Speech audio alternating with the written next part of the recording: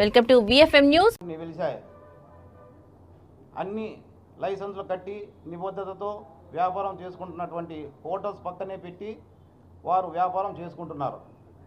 Hotel రంగానికి ఇబ్బందులు ఎదురవుతున్నాయి.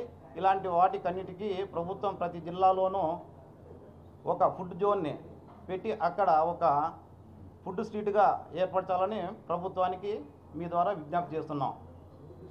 వీటన్నిటికీ ప్రస్తుతం సహకరిస్తే హోటల్స్ అండ్ రెస్టారెంట్ కాకుండా టూరిజం కూడా అభివృద్ధి చెందుతుందని మీడియా తరఫున ఆంధ్రప్రదేశ్ రాష్ట్ర కార్యదర్శిగా ప్రభుత్వానికి విజ్ఞప్తి చేస్తున్నాం. ఇవన్నీ దృష్టిలో పెట్టుకొని ప్రభుత్వం మాకు సహకరిస్తుందని ఆశిస్తూ సెలవు తీసుకుంటున్నటువంటి కష్ట నష్టాలను మీడియా ద్వారా ప్రభుత్వానికి తెలియజేస్తున్నాం.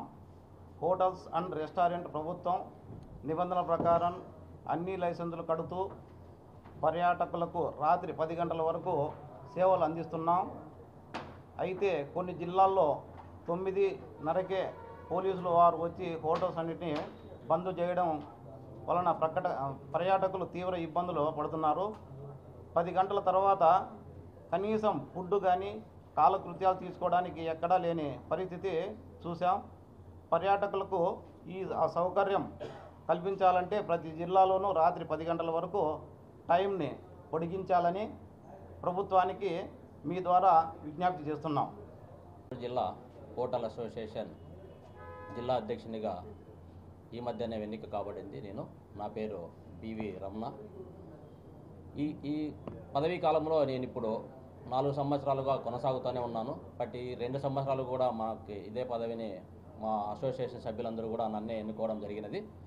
ఈ కార్యక్రమంలో మేము కోవిడ్ టైం నుంచి కూడా మేము చాలా కష్టాలు పడుతూ ఎన్నో ఇబ్బందులు పడుకుంటూ హోటల్ రంగాన్ని సక్సెస్ఫుల్గా రన్ చేసుకుంటూ వెళ్తున్నాం. అటువంటి తరుణంలో కొన్ని ప్రాబ్లమ్స్ మా హోటల్ చాలా కష్టాలు ఎదుర్కొంటున్నారు. ఎందుకంటే చాలామందికి ఆతిథ్యం ఇస్తూ సోషల్ సర్వీస్గా మేము చేస్తూ అన్ని విధాల గవర్నమెంట్కి కానీ గవర్నమెంట్కు ఫండ్స్ మన జిఎస్టీలు కడుతూ లేబర్కు ఎంప్లాయ్మెంట్ ఇస్తూ వర్కర్స్ చాలామందికి ఎంప్లాయ్మెంట్ ఇస్తూ చాలామందికి ఉపాధి కల్పిస్తున్న రంగము హోటల్ రంగం. ఇలాంటి రంగానికి ఏమైంది, ఈ మధ్యకాలంలో ఫుడ్ స్ట్రీట్ బాగా పెరగడం వల్ల హోటల్ ఆతిథ్య రంగం చాలా కుదేలు అవుతుందనే రంగంలో మాకు గవర్నమెంట్ తరఫున కానీ ఏదైనా సహాయ సహకారాలు కొన్ని వెసులుబాట్లు కల్పించాలని, టైం కూడా మాకు 12 గంటల వరకు కూడా ఇవ్వాలనే ఒక ఉద్దేశంతో అలా ముందుగానే కలెక్టర్ గారికి కూడా మేము మెమోరాండం ఇవ్వడం జరిగింది. అది ఎస్పీ గారికి కూడా ఇవ్వడం జరిగింది. వాళ్ళ నుంచి డిస్కషన్ జరిగిన తర్వాత 10:30 వరకు మాకు టైం సడలింపు ఇవ్వడం కూడా జరిగినది.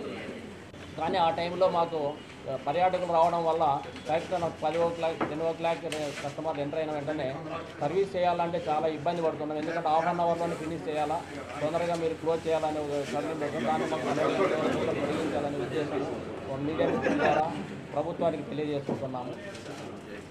అదేవిధంగా చాలామందికి మేమన్నీ కూడా లైసెన్సులు కట్టుకొని వ్యాపారాలు చేస్తున్నాము.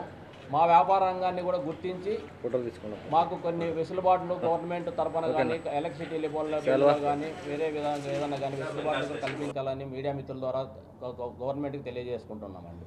ఇలా సిచ్యువేషన్ కోవిడ్ టైంలో కూడా మేము చాలా ఇబ్బంది పడినాము. అలాంటి తరుణంలో చాలా కష్టాలు ఉన్నాము. కూడా మేము చాలా మైనస్లోకి వెళ్ళాము. దాంట్లో నుంచి కూడా కొంచెం మేము రికవరీ కావాలంటే కూడా గవర్నమెంట్ నుంచి కూడా మాకు ఏదైనా మనకు సపోర్ట్ చేస్తే బాగుంటుందని తెలియజేసుకుంటున్నానండి. 2 years కంటిన్యూ అయ్యి వాళ్ళకి కావాల్సిన సహాయ సహకారాలు అందిస్తారని తెలియజేసుకుంటున్నాను.